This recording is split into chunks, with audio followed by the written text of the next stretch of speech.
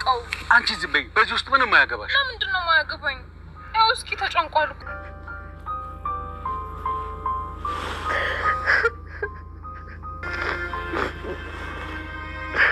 ደስ አለሽ የኔ ልጅ? ብሩክ እናንተ ጋር መጣ? አዎ ያው አሁን ከኛ ጋር ነው። ወይኔ አምላኬ፣ እንደማታሳፍረኝ አውቄው ነበር። ወይ ተመስገን አምላኬ። ሄሎ ሄሎ ሄሎ ሄሎ ሄሎ ጋሼ። አይሰማም ወይዘሮ ትርሲት? አዎ ይሰማል። ድምፅሽ እኮ ጠፋብኝ። የትም አልጠፋውም። ግን ጋሼ አሁን ብሩክ እርስዎ ጋር ነው ያለው? አዎ መጣሁኝ ነው። 5 ደቂቃ። ሚኪ ሚኪ። ወይዬ ፍቅር ቀራሽኝ? ልሄድ ነው። እንጂ ተረጋጊ። ወደ ምን ትሄጂ? ምግብ እኮ ደርሷል። እንኳን ደስ አለ። ብሩክ ተገኘ። ብሩክ ተገኘ? ብሩክ ተገኝቷል ተብሎ ለትሪስት ተደውሎላታል። ትሪስት በጣም ደስተኛ ሆና ነበረ። የአንድ ጊዜ ለቅሶዋ ወደ ብዙ ደስታ ተቀይሯል። ነገር ግን ይሄ ነገር ቢፈጠርም ብሩክ የመገኘቱ ጉዳይ ሚኪም አላስደሰተውም። ሚኪ ከዚህ ሁሉ ነገር ጀርባ እንዳለ ያላወቀችውም ትሪስት አሁን ላይ ምግብ እሰራልሻለሁ፣ ሚያዝናና ነገር ድግስ አደርጋለሁ ብሎ ነበረ። ሚኪም ቤቱ ጉድ ጉድ እያለ የነበረው ሚኪ ከዛ ቤት ውስጥ የብሩክ መሰወርና የብሩክ ከቤት ሙሉ ለሙሉ መውጣት አስደስቶትና እደግሳለሁ ብሎ ነበረ። በዚህ መሀል ግን ያልተረዳው የትሪስት ጭንቀት ነበረ። ብሩክም ስታለቅስ ካያት በኋላ እኔ እኮ ከጎንሽ ነኝ፣ ብሩክም ወዴትም ሄጄ የት እንዳለም አስፈላልጌ ያገኘዋለሁ በማለት ነበረ ሲያታልላት የነበረው። ብሩክ ወደነ አቶ ዘነበ ስራ ቦታ ከተመለሰ በኋላ ለትሪስት የደወሉላቸው እሷም ጭንቀቷን ተረድተው ነበርና በዚህ መሀል ግን ብሩክ ደስተኛ አልነበረም። ብሩክ እኔ እሷ እዚህ እንዳትመጣ እኮ ነው ከዚህ ቤት ወደዚህም ያልመጣሁት በማለት ነበረ ለጋሽ ዘነበ ያስረዳው። ግን ደግሞ ይሄ ነገር በጭራሽ ጭንቀቷን ብታይ ብለው ነበረ ያስረዱት። አንተ እኮ ያልተረዳኸው ነገር አለ ጋሼ፣ ስለዚህ ይሄ ነገር በጭራሽ እኔ እዚህ መቆየት የለብኝም ብሏል። ለምንድን ነው ምክንያትህ ምን እንደሆነ ብለው ጠይቀውታል ጋሽ ዘነበ። በዚህን ሰዓት ግን ለእሷ ብዬ ነው፣ የእሷ ትዳር በጭራሽ እንዲበተን አልፈልግም እና ደግሞ ባሏ በእኔ ደስተኛ አይደለም ብሎ እውነቱን አፍርጦታል። በመሀል ግን እና ታዲያ ለሱ ብለክን ታዲያ ያንተ ህይወት ባዶ ታደርገዋለህ ወይ ብለው ጠይቀውት ነበረ። ታዲያ እኔ ምን ላድርግ፣ ለእሷ ብዬ ይሄ ነገር ማድረግ አለብኝ በማለት ነበረ ሚኪ የሚያስረዳቸው። ግን ደግሞ ብሩክ እዛ ቦታ አለ ብለው ከነገሯት በኋላ ሚኪንም እየጠራች አሁኑ ልሄድ ነው ብላ ነበረ ነገረችው። ሚኪ ግን በዚህ አጋጣሚ ወዴት ልትሄጂ ነው? ምግቡ እኮ ደርሰዋል ብሏታል። እሷም እንኳን ደስ አለክ ብሩክ እኮ ተገኘ ብላውም ትነግረዋለች። ሚኪ ምንም ማድረግ እንዳልቻለና በጣም ደንግጦ ነበረ። በዚህን ሰዓት የሚኪ ድንጋጤ እሱ እንደሆነ ያስታውቅ ነበረ። ግን ደግሞ ያልተረዳችው ትሪስት በደስታው ስለነበረች ነበረ። ትሪስት በቃ ልሄድ ነው እዛው ብላ ነበር የተናገረችው። ምንም እንኳን ለማስቆም ቢሞክርም በጭራሽ አንተ ምግብ መጥተን በኋላ ከብሩክ ጋር እንመጣለን ብላ ነበር የተናገረችው። ግን ደግሞ በቃ እኔም አብሬሽ እሄዳለሁ ቢላትም በጭራሽ አይቻልም ብላ ከልክለዋለች። እስኪ ያው ቤቱ ራሱ በጣም ቆሽሻል፣ አንተ አይደለ ደግስከው ድግሱ ሁሉንም መጨረስ አለብህ ብለዋለች። እና ሰራተኛ እኮ አለ ቢላትም ያንተ ነው ሁሉም ኃላፊነቱ፣ አንተ ተስተካክለህ ጠብቀን እያለችው ትታው ትሄዳለች። ሚኪ በጣም ደንግጦና መሬት ላይ ቁጭ ብሎ ይሄ በጭራሽ እንደዚህ ሊሆን አይችልም፣ በጭራሽ ተገዝተኮ ብሎኝ ነበረ እኔ ነኝ ሞኙ በማለት ራሱን መውቀስ ይጀምራል። በጣም እየገሰገሰች ወደ ነጋሽ ዘነበ ስራ ቦታ ትሮጣለች። በመሀልም ግን ብሩክ ከነጋሽ ጋር በጣም እየተጨቃጨቀ ነበረ። ሚጡም እንዳታስጨንቀው አታየውም ጭንቀቱ ብላ ነበረ ለአባቷ ስታስረዳ የቆየችው።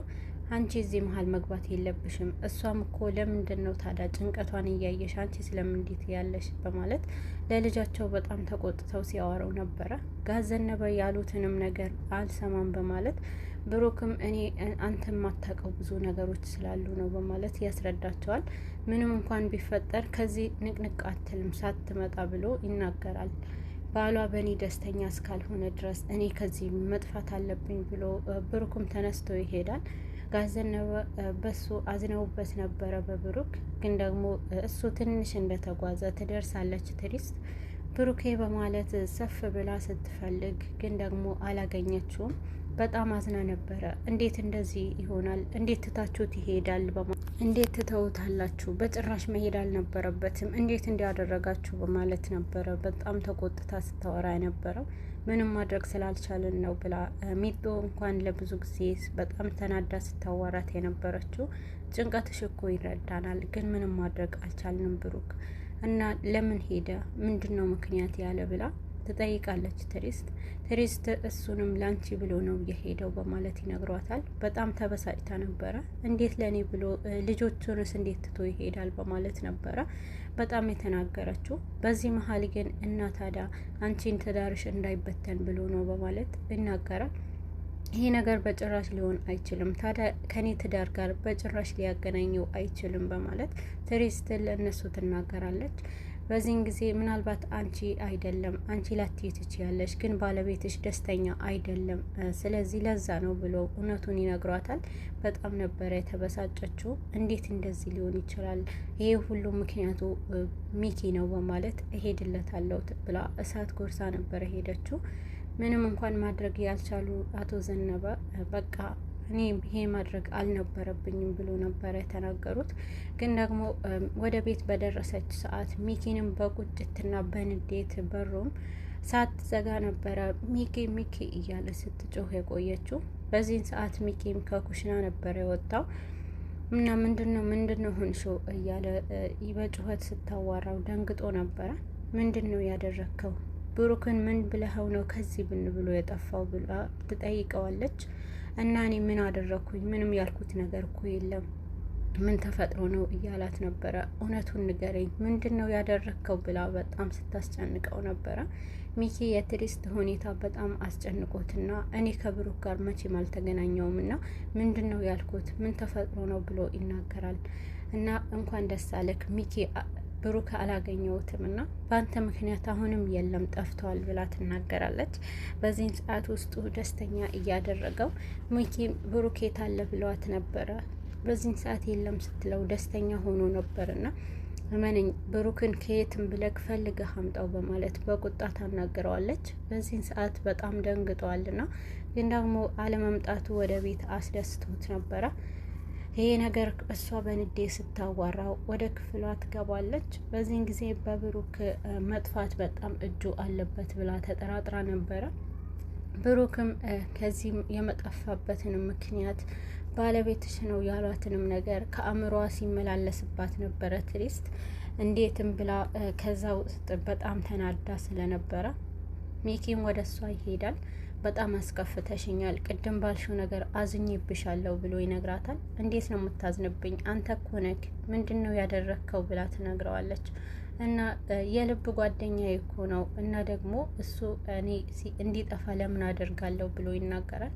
ምንም አቅልህ ጉዳይ የለም፣ አንተ ነህ ከዚህ እንዲጠፋ ያደረግከው እና ጋሽ ዘነበ ነግረውኛል፣ በአንተ ደስተኛ አይደለም፣ ያንተ ሁኔታ አስጨንቆት ነው የጠፋው ብሎ ተናግረዋል ብላ ተናግረዋለች። በጣም ተናደዋል ሚኪ። እኔ ሰዎች አሰማርቻለሁ፣ የሚፈልጉትንም ከዛ እንዲያገኙት አደርጋለሁ፣ አንቺ ብቻ አትጨናቂ ብሎ ያታልላታል። በመሀል ግን ከተከስተ ጋር ሆነው ስልክ ያወራሉ። ሚኪ አሁንም ተመጥቷልን እና በአካል ተገናኝተን እናውራ፣ አለበለዚያ ይሄ በስልክ አይሆንም ብሎ ይነግራል። ሚኪ ከተከስተ ጋር አብረው በመሆንና ብሩኬ አሁንም መጥተዋል በማለት ለተከስተ ይነግረዋል። በጣም ተበሳጭቶ ነበረ። ይሄንን ነገርማ በጭራሽ ማቆም የለብንም፣ አየክ ብዬክ ነበረ፣ አንተ ነክ ስተትህን ራስህን አርመው እያለው ነበረ። አሁን ላይ መጨቃጨቃችን አያስፈልግም፣ አሁን የምፈልገው ብሩክን ከዚህ ምድረገጽ እንድታጠፋው ነው ብሎ ይነግረዋል። በዚህን ሰዓት ይሄ ነው ትክክለኛው ውሳኔ፣ አሁን ግን በጣም ረፍዷል ብሎ ይናገረዋል። ቢሆንም ይሄ ነገር አሁንም መኖሩ በዚህ ቅርብ አካባቢ ነው። ስለዚህ ትርሲት ብታገኘው ቢነግሯትም እንዳለ ግን ደግሞ መልሶ ጠፍተዋል ብሎ ነበረ ለተከስተ ያስረዳው። ተከስተ እንደዛ ከሆነማ እሱን ማግኘት አያቅተንም በማለት ደስተኛ ሆኖ እንደሚፈልግ ይነግረዋል። ሚኪ እና ደግሞ አሁን ላይ ካስወገድከው በኋላ አስክሬኑ በጭራሽ እንዲገኝ ማድረግ የለብህም ብሎታል። ስህተት እንዳትሰራ ብሎ ለተከስተ ሚኪ ያስጠነቅቀዋል። አታስብ፣ በምን ላድርገው፣ በእሳት ወይስ በምን ላድርገው፣ አሲድ አድርጌ ላቃጥለው እያለ በጭካኔ በመሞላት ነበረ ተከስተም ከሚኪ ብሶ የተገኘው። አሁን ላይ ሚኪ እንደምንም ብለክ ብቻ አንተ እሱ አስወግደው እንጂ በፈለከው ነገር አድርገው በማለት እየገፋፋው ነበረ። ሚኪ አሁን ላይ ብሩክ እንዳይገኝና ደብዙን እንዲጠፋ አድርጓል። እና ደግሞ አሁን ላይ ግን እየተጠራጠረችኝ ነው ብሎ ነግሮታል። ሁኔታዎች እንደሚያስተካክሉ ትሪስትንም በእጁ እንደሚያስገባት ሚኪም ተናግሮ ነበረ።